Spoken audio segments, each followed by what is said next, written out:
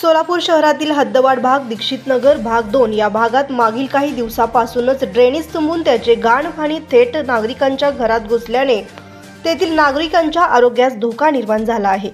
वेळोवेळी प्रशासनास निदर्शनास आणून देखील प्रशासनाकडून कोणतीही उपाययोजना करण्यात आलेली नाही। येणाऱ्या काळात येथील समस्या हल न झाल्यास प्रशासनाविरुद्ध आंदोलन छेडू असा इशारा शिवसेना उद्धव बाळासाहेब ठाकरे गटाच्या महिला आघाडीच्या शहर प्रमुख मिनल दास यांनी माध्यमाशी बोलताना म्हणाले। नमस्कार, मी मिनल दास, शिवसेना महिला आघाडी उद्धव बाळासाहेब ठाकरे शहर प्रमुख। हा दीक्षित नगर भाग 3 हा एरिया आहे। मागचे जवळपास वर्ष ते दीड वर्ष झालं ह्या भागातल्या अडीअडचणींसाठी आम्ही मागच्या वर्ष दीड वर्षापासून महानगरपालिकेला निवेदन देतोय। सतत वेळोवेळी भेटत आहे।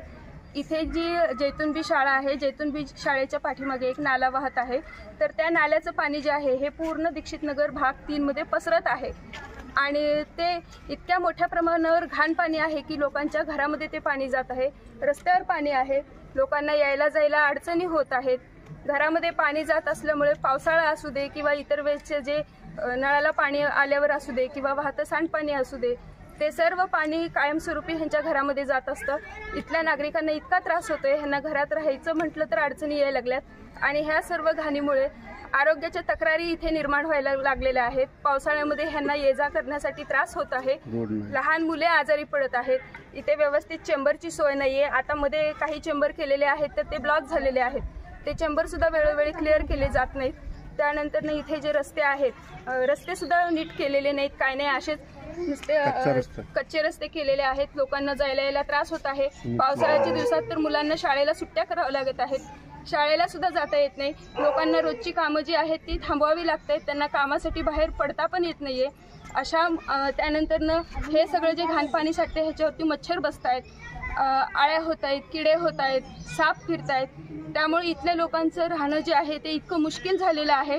परंतु महापालिकेला आम्ही वेळोवेळी निवेदन देऊन सुद्धा महापालिका ह्याच्यावरती काहीही कठोर कारवाई करत नाहीये, ॲक्शन घेत नाहीये। स्मार्ट सिटी म्हणतात सोलापूर शहर, हे कुठे आहे स्मार्ट सिटी? फक्त स्मार्ट सिटीचे जे रस्ते आहेत ते फक्त मेन जे रस्ते आहेत ते स्मार्ट सिटी असं दिसत आहेत, व्यवस्थित केलेले आहेत, पण आतल्या बाजूला जे आहे ही अशी वाईट अवस्था आहे। तर महानगरपालिका, शासन ह्याकडे अजिबात लक्ष देत नाहीये।